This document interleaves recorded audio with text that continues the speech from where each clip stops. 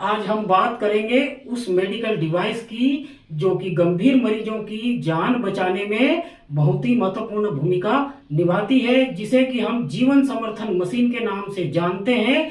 वो है ventilator systems या वेंटिलेटर मशीन।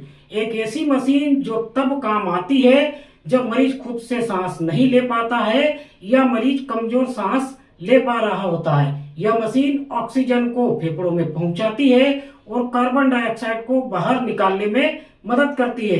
अब इस वीडियो के माध्यम से हम देखेंगे कि ऐसी कौन कौन सी कंडीशंस होती है जब पेशेंट को वेंटिलेटर सिस्टम की आवश्यकता पड़ती है, या पेशेंट की कंडीशन के अनुसार कब कब वेंटिलेटर सिस्टम को लगाया जाता है। इसके बाद में वेंटिलेटर के कितने प्रकार होते हैं, वेंटिलेटर के अंदर जो बाईपेप मशीन होती है या सीपेप मशीन होती है वो क्या क्या होती है, वेंटिलेटर क्या क्या काम करता है, वेंटिलेटर की क्या क्या सेटिंग्स होती है। इसी तरीके से पूरा वीडियो देखने के लिए आप हमारे चैनल